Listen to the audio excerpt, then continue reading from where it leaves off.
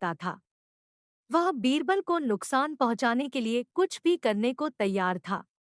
उसने बीरबल को रास्ते से हटाने के लिए एक योजना बनाई।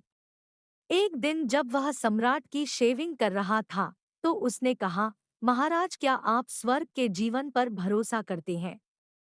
हाँ, मैं करता हूँ, राजा ने जवाब दिया।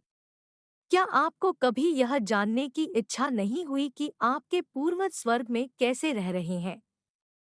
कई बार मेरे मन में आया, पर कैसे पता लगाया जाए, मुझे इसका कोई तरीका नहीं पता, राजा ने कहा। हुजूर, मुझे मालूम है कि स्वर्ग में कैसे जाना है। कुछ साधुओं ने मुझे यह विधि बताई थी। आप सिर्फ वही व्यक्ति चुनें जिसे आप पूर्वजों की खोज के लिए भेजना चाहते हैं। वह व्यक्ति निश्चित रूप से बहुत बुद्धिमान होना चाहिए, नाई ने कहा। बीरबल, और कौन? मैं उसे स्वर्ग भेजूंगा, राजा ने कहा। लेकिन एक बात बताओ, यह सब कैसे होगा? बहुत आसान है हुजूर। एक चिता बनाई जाएगी, बीरबल को लकड़ियों से ढका जाएगा। जब चिता धू धू कर जलने लगेगी तो बीरबल महाराज धुएं के साथ जन्नत में पहुंच जाएंगे, नाई ने अपने होंठ चबाते हुए कहा। बादशाह समझ गया कि नाई बीरबल को नुकसान पहुंचाने के लिए यह सब कर रहा था। लेकिन उन्हें बीरबल की क्षमता पर पूरा भरोसा था, इसलिए उन्हें किसी बात की चिंता नहीं थी। उसी शाम उन्होंने बीरबल को अपने महल में बुलाया और उन्हें पूरी बात बताई। बीरबल ने पूरी बात सुनी और मुस्कराते हुए कहा, मुझे चिता पर बैठने के लिए कुछ समय चाहिए। बादशाह ने बीरबल को कुछ दिन का समय दे दिया। बीरबल ने अपने गुप्तचरों से पता लगाया कि चिता का स्थान कहाँ है, जहां नाई ने उन्हें जलाने की योजना बनाई है। उसने चुपके से उस चिता के नीचे से अपने घर तक एक सुरंग खोदी। जब उनकी तैयारी पूरी हो गई तो उन्होंने घोषणा की कि वे चिता पर चढ़ने के लिए तैयार है। नाई खुद बीरबल को अपनी देखरेख में चिता पर ले गया।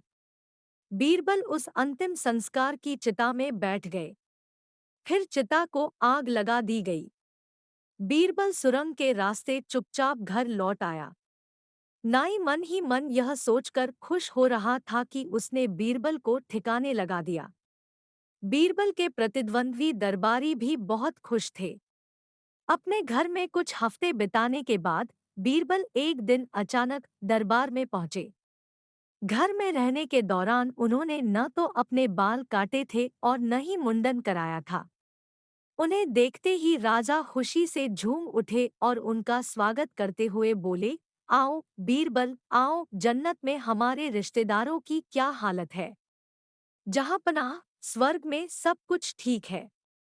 आपके रिश्तेदार भी मस्ती में हैं। वहाँ आपके पिता और दादा तुम्हारे लिए प्रार्थना करते हैं। वैसे स्वर्ग में सुख सुविधाओं की कोई कमी नहीं है। फिर भी एक समस्या है, वहाँ कोई नाई नहीं है। आप देख रहे होंगे कि मैं न तो अपने बाल ठीक करवा पाया और न ही दाढ़ी।